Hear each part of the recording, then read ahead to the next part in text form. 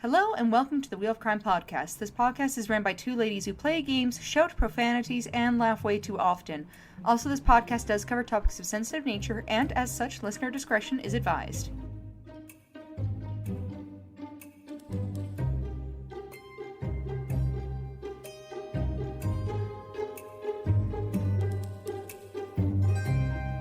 Hello and welcome back to the Wheel of Crime podcast. My name is Jen.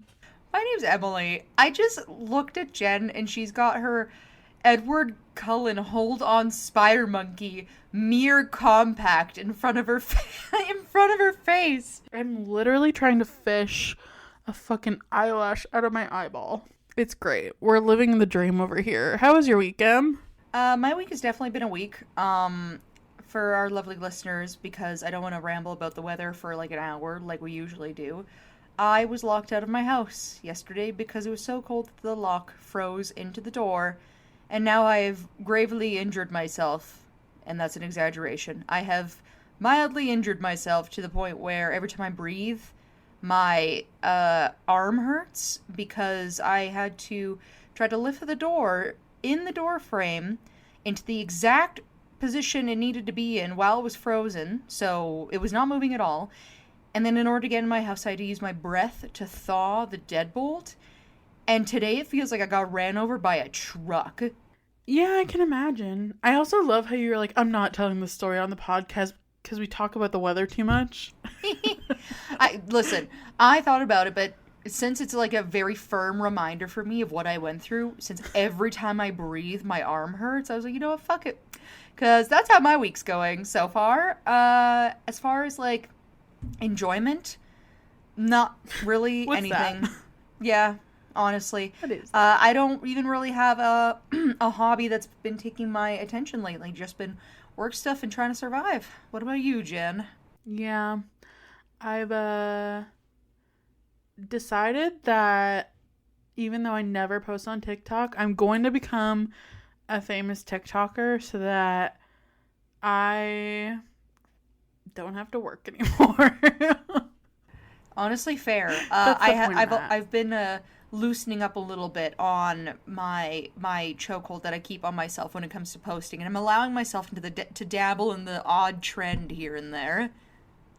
You know what? It's fun, and I feel like I'm at a point in my life where I'm like, I don't even know if I care if I'm cringy anymore, because I know that I am, and I think I've just accepted it. For me, it got to a point where, like, I saw a video the other day where it's like, oh, like, here's some cringy Gen Z videos. And honestly, half the time when I'm watching these things, I either don't find certain things that cringy, or if it is cringy, it's just like, it just is what it is. It doesn't really seem to matter how old you are or what people are posting. It just kind of happens. And I'm like, well, yeah, maybe that's just life, man. I don't know. Embrace the cringe, I guess. I guess. You know what? And if I can make $5 off of TikTok, then hell yeah, it was worth it.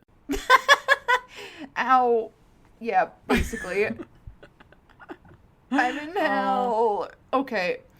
Well, let's get into our wheel of questions. I was going to say, let's get into our wheel of questions while I'm still here and alive.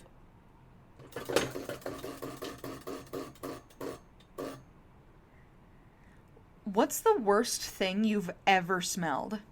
Oh my god. There was this dog one time. A dog? Yeah.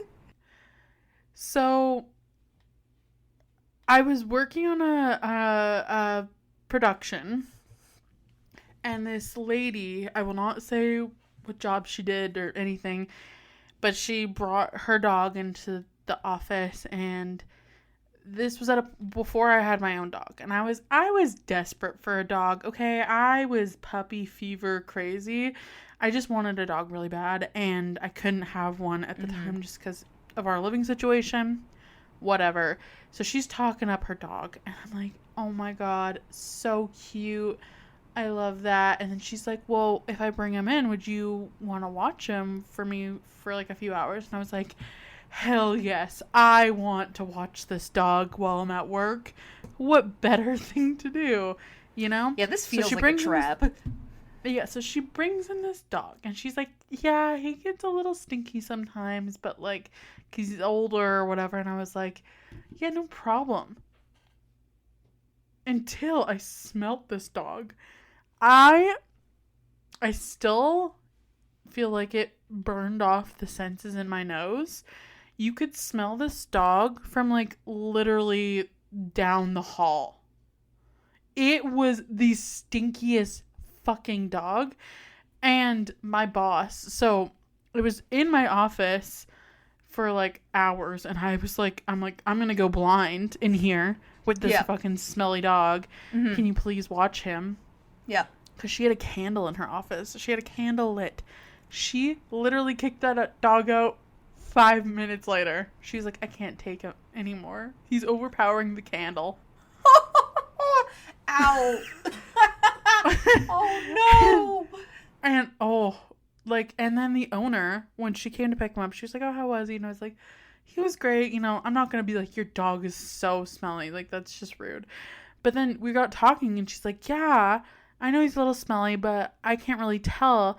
I lost my sense of smell in 2020 from COVID. And I was like, oh my God, it all makes sense now. It's all coming together. I was going to say, if your dog smells that bad and lives in your home, you would have to know. But if you lost your sense of smell back in 2020, then fuck that, I guess. Like, you don't even know how, like, whatever you're imagining about how bad this dog smells, times it by like 100. I don't even want to know. I think that regular people's dogs smell bad. Except for mine, right? He has a little bit of a Frito or odor to him, but that's fine. That's normal for him. It's true. It's normal for most dogs. Yeah, like even my parents' dog, he's got a little bit of the Frito toast to him. I think it just happens after like a few days. I don't know what happens. For me, I don't know. I feel like in my life there has definitely been a few instances where I smell something so bad that it really sits with you for a bit. But I kind of went through something similar, though, in 2020, where my sense of smell changed for a bit, and my sense of taste, and that didn't really come back until, like, a year and a bit ago. Oh, wow. So, yeah, but if I had to, like, dig back into my memories of just life, I remember, I think I was, like, in grade 9, and I got selected or I don't know, sacrificed by my biology teacher to go to do this like scientific research trip. And we rocked up to this place, and one of the first things they did was bring us to a room where they had a giant dead pig swinging from the roof, and they were blowtorching the hair off this pig so they could use its body for samples. And the smell of this dead pig's body hair being burnt off was insane. Like, completely insane. That's horrific. It was one of those things where I really debated afterwards if a love of bacon was enough to keep going.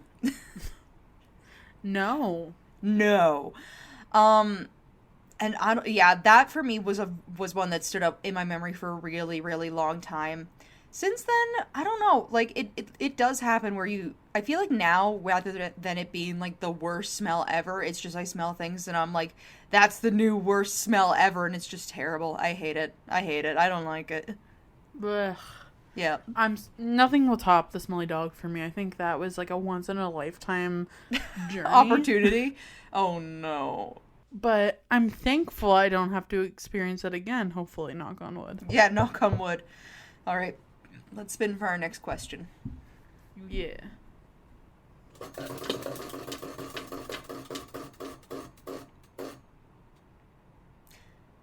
So what kind of person are you after anesthesia? Like, have you ever been, like, knocked out, put under for anything? I have, but it's been a really long time. Like, the last time I was a child. Did you then have anybody tell you how you acted after anesthesia? Honestly, I can't remember. I feel like I was, like, the one time I remember, I just remember feeling really loopy. But I don't remember anything specific. What about you? Because I know you've experienced this more recently than I have.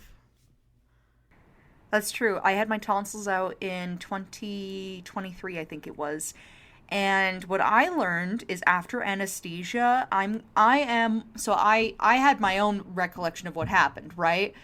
Yeah. And after describing that to our friend the nurse, TM, they mentioned to me that as far as like categories of people who come out of anesthesia, what happens to me is called the flirt.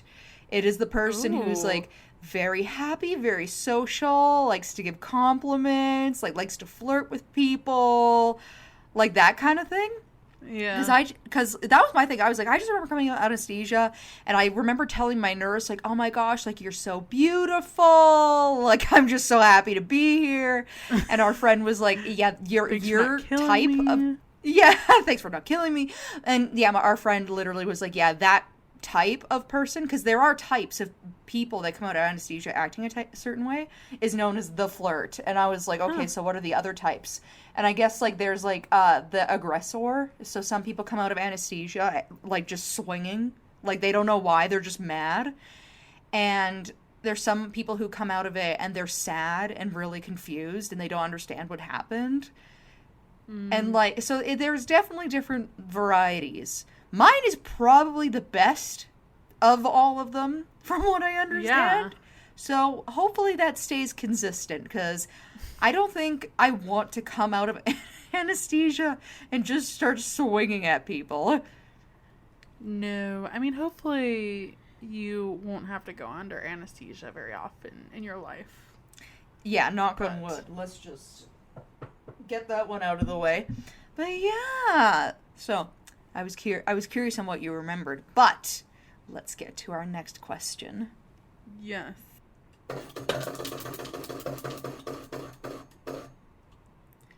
What is a weird smell that you enjoy? I'm trying to think. Some people like the smell like gasoline and stuff. I'm not one of those girls.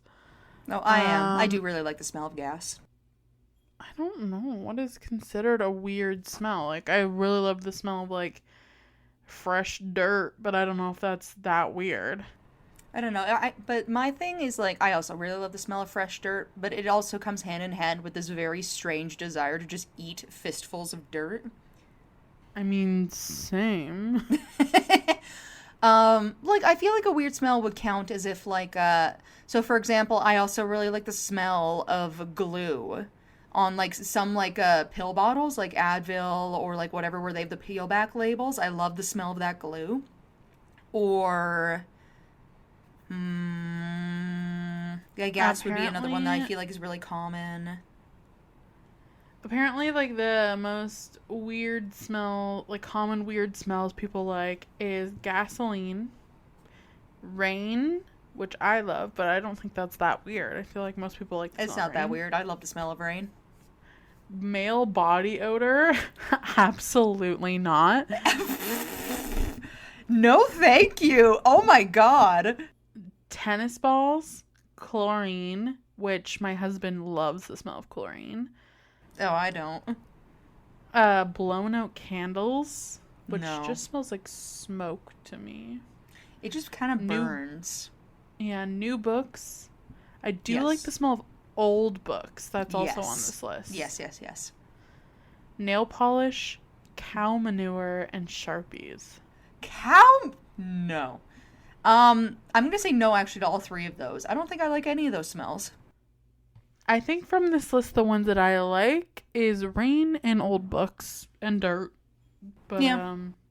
You know, that's what I'm going with. I don't know. I feel like I don't have that many weird smells that I'm into. Yeah. I don't know. Those are the only ones I can think off the top of my head. Now, is that to say there hasn't been times in my life where I've smelled something weird and been like, wow, why does that smell so good? And I'm just not remembering right now? Possibly. But, More than likely for me Yeah. as well. exactly. But for now, that's all I got. I mean, gasoline, I feel like, is one of those ones that people don't usually like the smell of. I feel like I always talk to people who do like the smell of gasoline.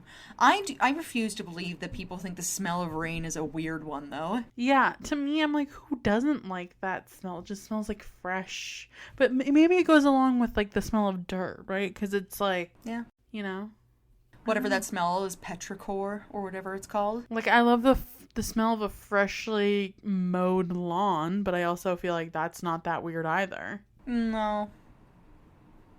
I don't think so either. But let's spin for our last question. Okay.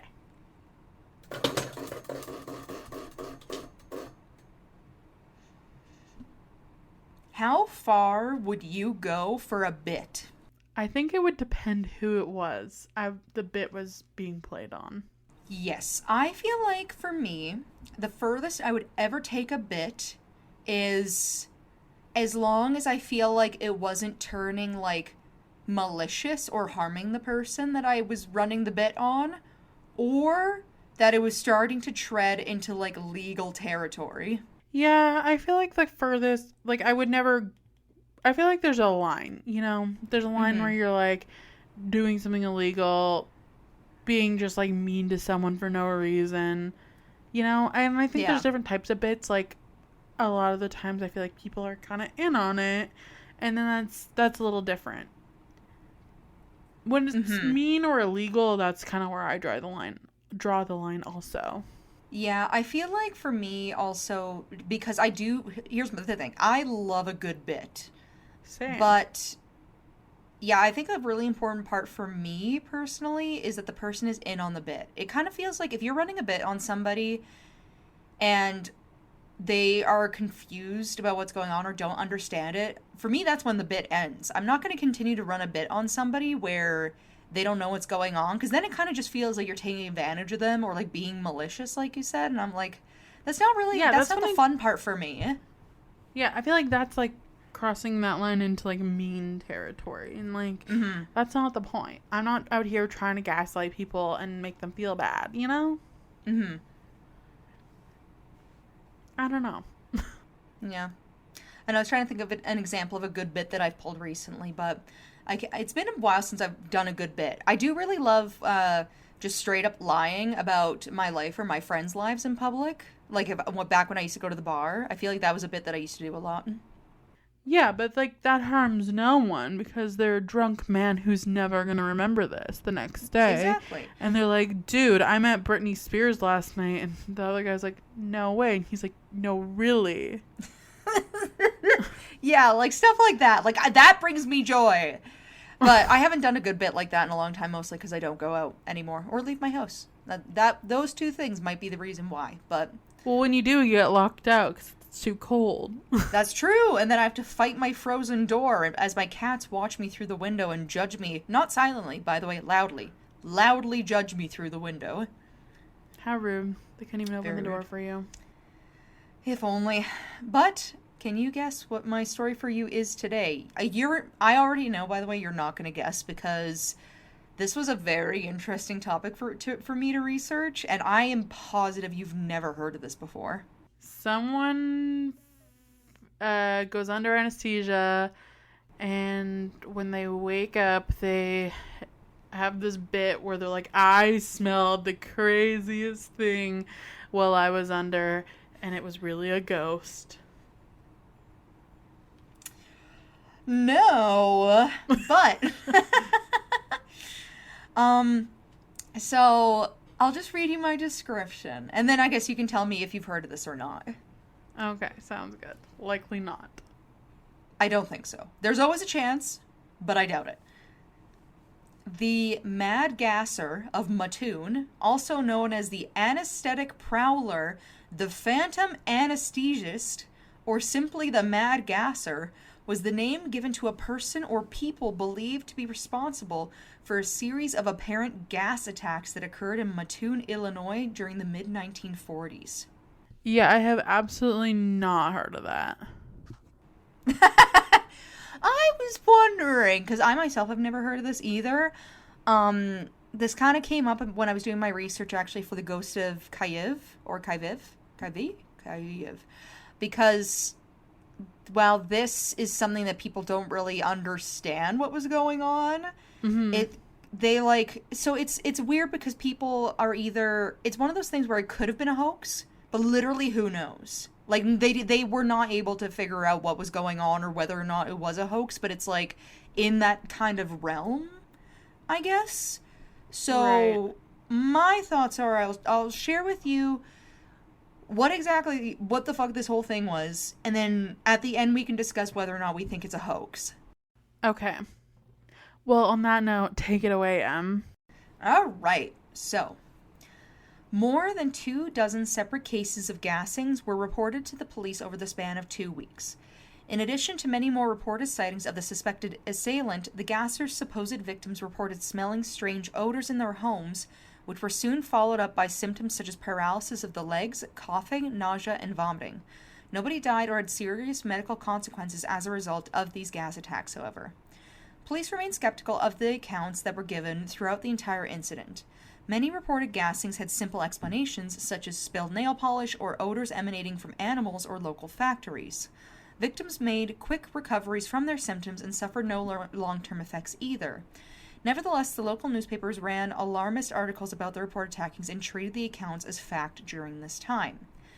The attacks were widely considered at this time to be a case of mass hysteria. However, others maintain that the Mad Gasser actually existed or that the perceived attacks to have another explanation, such as industrial pollution. Most contemporary descriptions of the Mad Gasser are based on the testimony of Mr. and Mrs. Bert Kearney of 1408 Marshall Avenue, the victims of the first Mattoon case to be reported by the media. They described the gasser as being a tall, thin man dressed in dark clothing and wearing a tight-fitting cap. Another report made some weeks later described the gasser as being a female dressed as a man, and the gasser has also been described as carrying a flint gun, an agricultural tool for spraying pesticide, which he purportedly used to expel the gas into these homes. So we're going to get a little bit into these reported attacks. Okay. This sounds crazy already, so I'm excited. I know, literally, I was doing my notes and I was like, some tall man is gassing people's homes with a pesticide gun? What the fuck is going on? It sounds like an unhinged farmer if I've ever heard one. Yeah, right? So, the first of the 1944 gasser incidents occurred at a house on Grant Avenue, Grant Avenue, Mattoon, on August 31st, 1944. Urban Rafe was awakened during the early hours of the morning by a strange odor. He felt nauseated and weak and suffered from a fit of vomiting. Suspecting that he was suffering from domestic gas poisoning, Rafe's wife tried to check the kitchen stove to see if there was a problem with the pilot light, but then she was found to be partially paralyzed and unable to leave her bed. Later that night, some contemporary accounts refer to the time of mourning as the following day. So basically, the definition of mourning is kind of like a little bit weird right now. But either way, Yeah. we'll just say past midnight at some point. A similar incident was also reported by a young mother living close by. She was awakened by the sound of her daughter coughing, but found herself unable to leave her bed. The next day, September 1st, there was a third reported incident by Aline Kearney, who we talked about before, of Marshall Avenue, Mattoon, who had reported smelling a strong sweet odor around 11 p.m. At first, she dismissed the smell, believing it to be from flowers that were outside the window, but the odor soon became a lot stronger, and she began to lose feeling in her legs. Kearney panicked, and her calls attracted her sister, Miss Reedy, who was at her house at the time. Miss Reedy, or Reddy, also noticed the odor, and determined. Sounds French. It does. And determined that it was coming from the direction of the bedroom window, which was found to be open at the time. The police were contacted, but no evidence of a prowler was found. And then at around 12:30 a.m., Bert Kearney, Aline Kearney's husband, who was a local taxi driver who had been absent during the time of the attack that occurred around 11 p.m., returned home to find an unidentified man hiding close to one of the windows.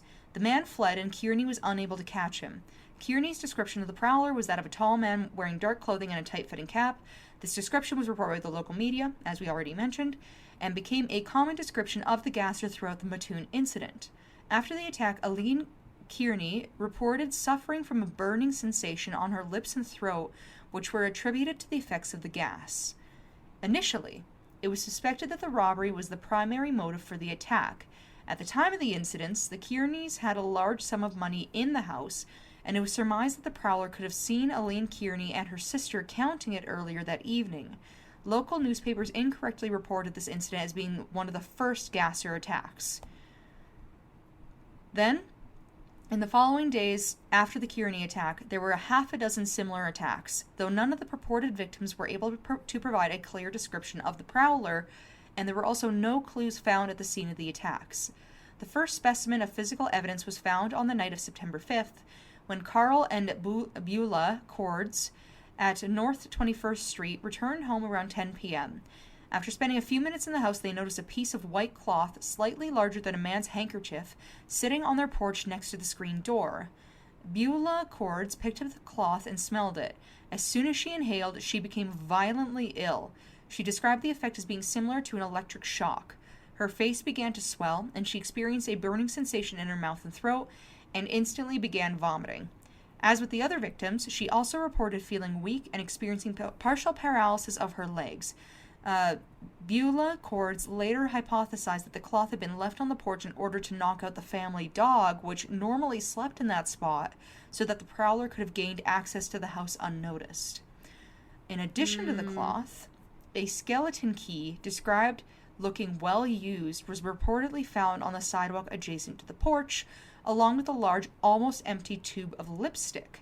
The cloth was analyzed by the authorities, but they found no chemicals on it that would have explained Beulah Cords' reaction. That's interesting. Isn't it? I know. So, like, for the first 3 reported attacks, it kind of is, like, more vague, I feel.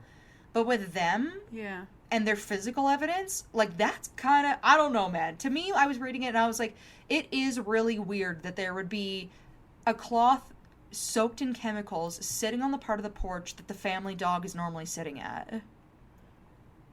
It's just, like, too suspicious to not be something. Right? Then, the same night, a second incident was reported, this time in North 13th Street, at the home of Miss Leonard Burrell. She reported seeing a stranger break in through her bedroom window and then attempt to gas her. Public concern over the alleged gassings quickly rose, and the FBI became involved, and the local police issued a statement calling on residents to avoid lingering in residential areas and warning that groups set up to patrol for the gasser should be disbanded for reasons of public safety. Chief of Police C.E. Cole also warned concerned citizens to exercise due restraint when carrying or discharging firearms. Which makes sense. I think that's good life advice in general, you know? I would agree. And then... That's just me, though. Yeah, could just be us, though. During this period, there was also an increase in physical evidence of attacks being reported, ranging from footprints allegedly being discovered underneath windows to tears being found in window screens. By September 12th, local police had received so many false alarms, mostly from citizens believing that they smelled gas or that they'd seen the prowler, that they reduced the priority afforded to gasser reports and announced that the entire incident was likely to be a result of unexplainable occurrences exacerbated by public fears and a sign of the anxiety felt by women while local men were on war service. Ooh, Jesus. I know, that's a strong one for me.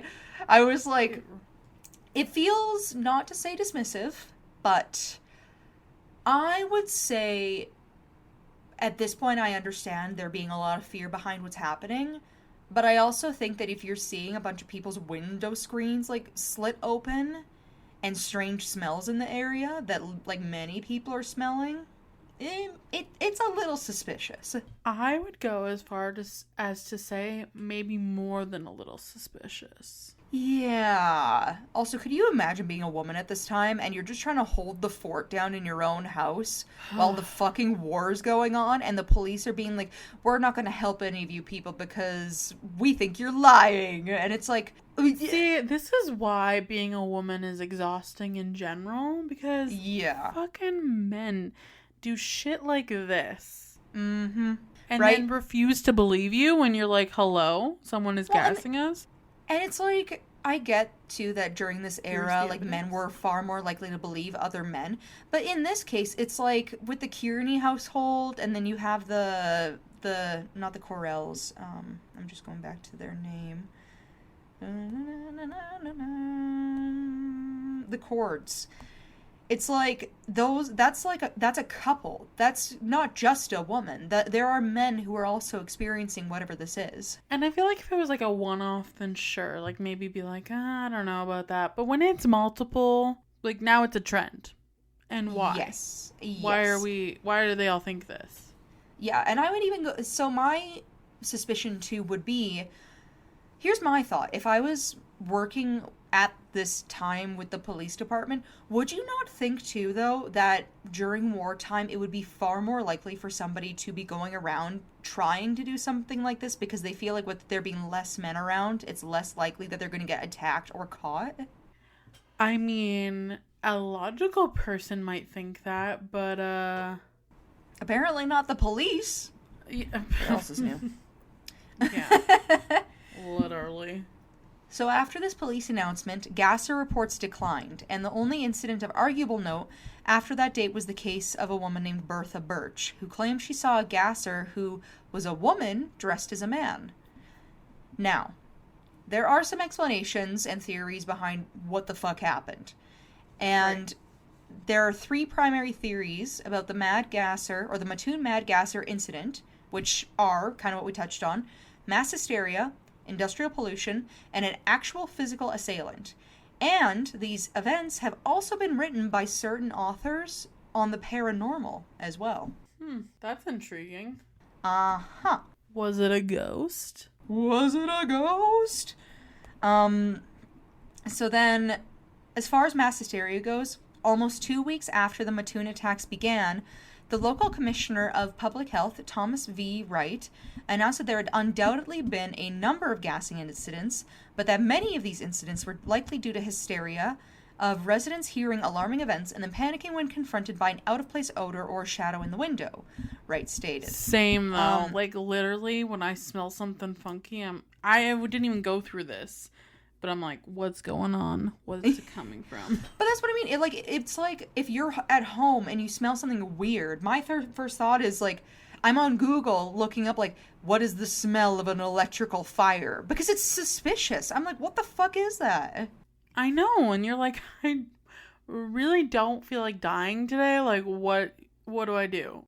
Or any day, ideally, but apparently you can pick and choose when it is about mass hysteria. Apparently.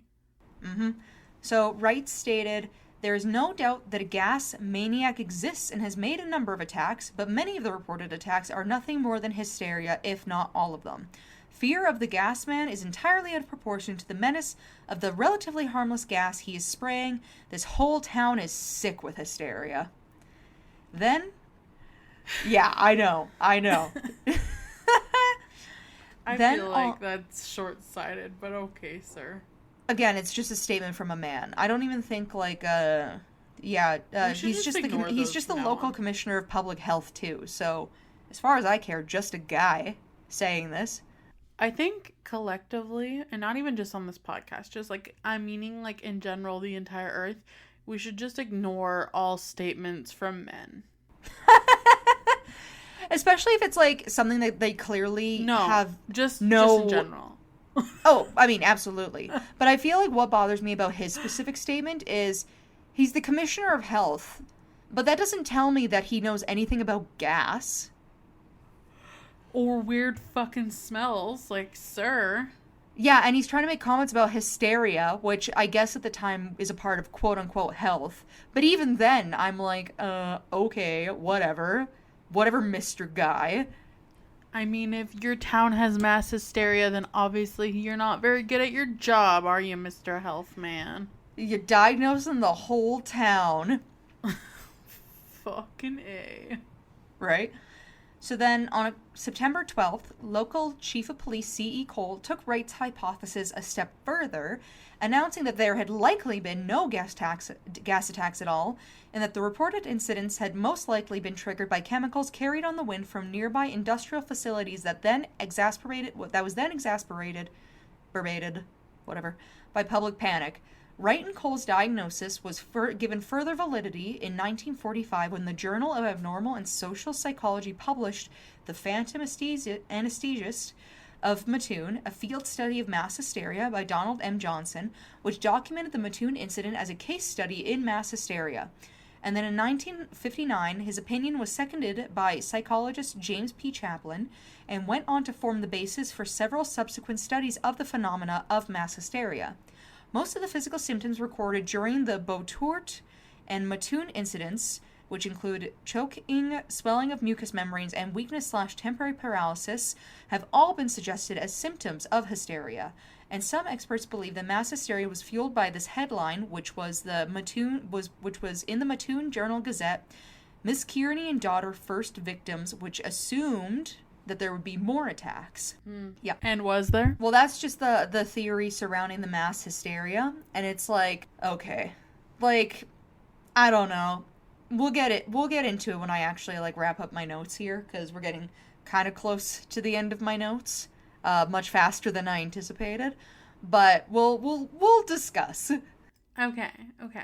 So then we have either toxic waste or pollution.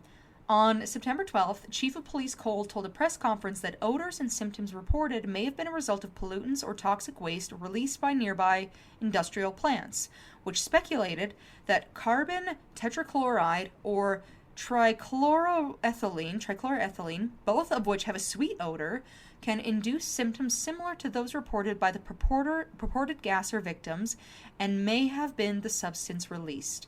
In response to Cole's statement, Atlas Imperial, the primary company implicated in this affair, released a statement of its own saying that their facility had only 5 gallons of carbon tetrachloride in stock, which was contained in firefighting equipment, and Atlas Imperial officials also denied that any quantities of trichloroethylene, a industrial solvent used by Atlas, could be responsible for the sickness in town, reasoning that it would have taken significant quantities of the chemical to sicken the townspeople, and that the factory workers would have also experienced similar symptoms long before anybody outside the factory would have been affected, and at the time of the gassing, the Atlas plant had been certified as safe by the State Department of Health.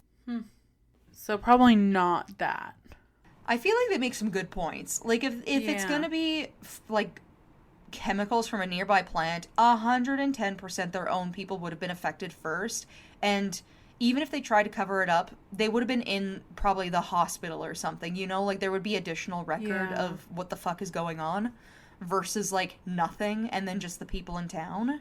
That's true. I feel like that's something that would be very easily provable. And, like, if they could prove it, it would have just put this, like, whole thing to rest.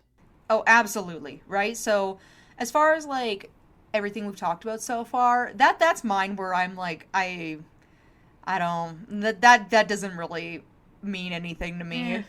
That feels a lot like grasping at straws. It does. It feels like it could be logical, but under the circumstances, it just doesn't add up. Yeah. And then we have evidence of an actual assailant. So after analyzing events... Yeah. So after analyzing events, some researchers have concluded that at least some of the gasser incidences... Oh my god.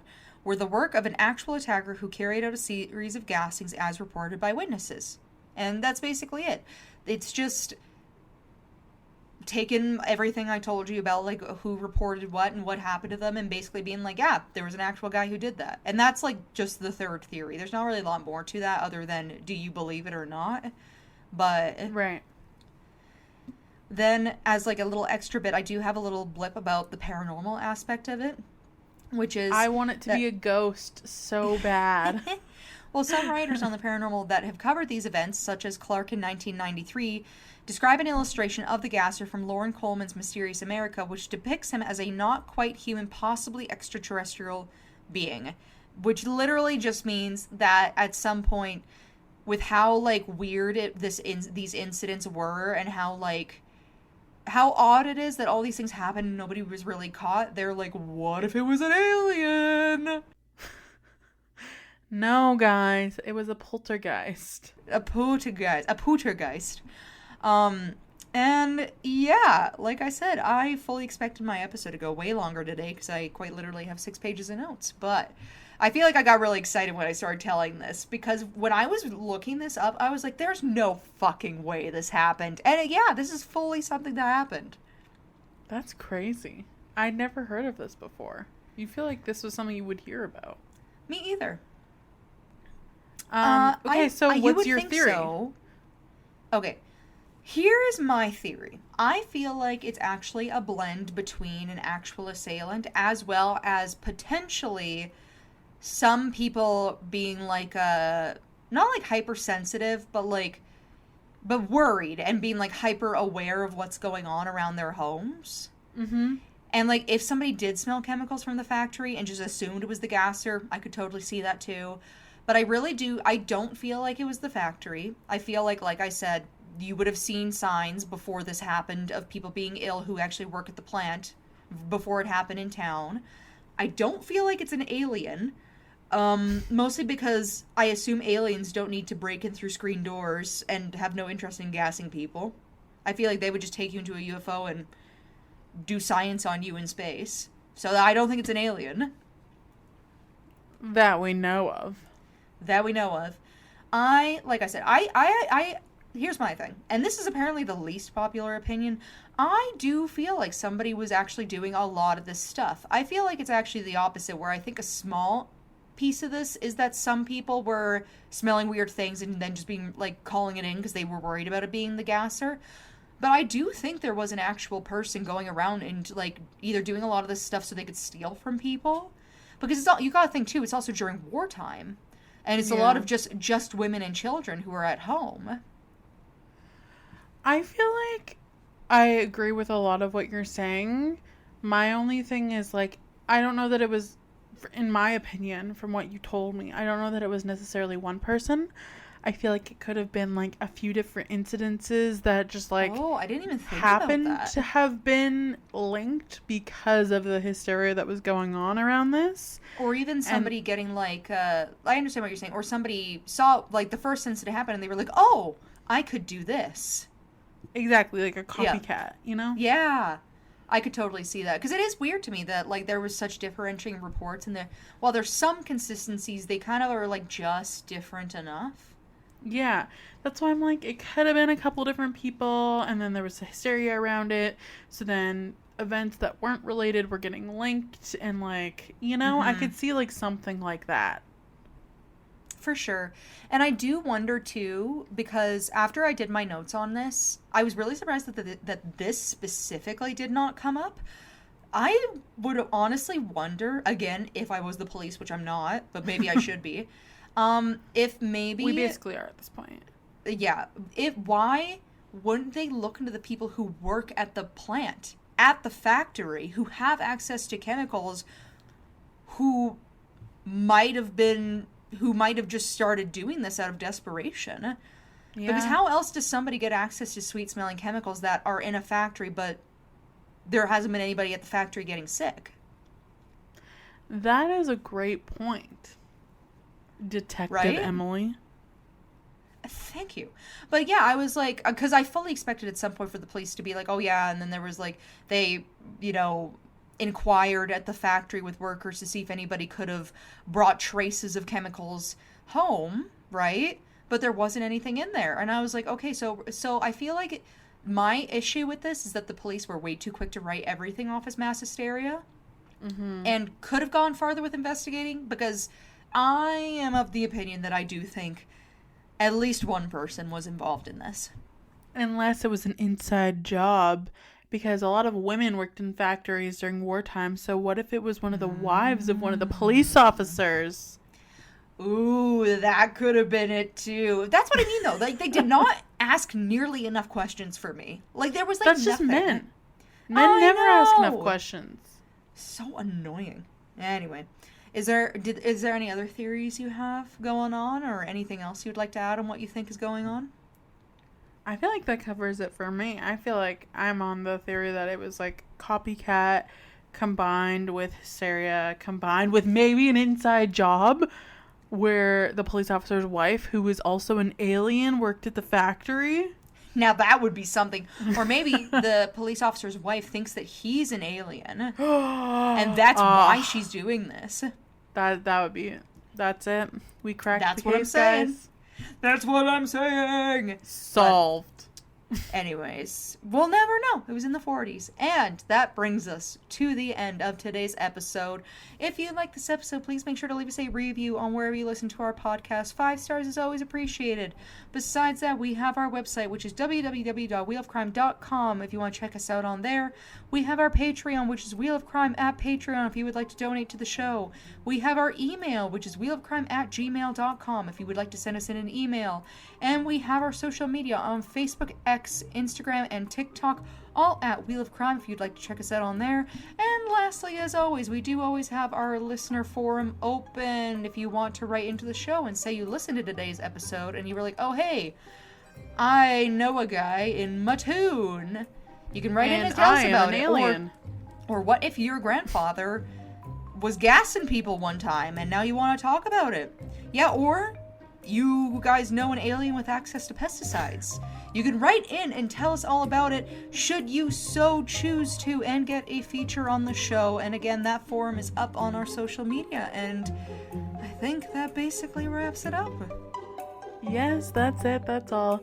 And we'll see you next week for another new episode. Okay, bye.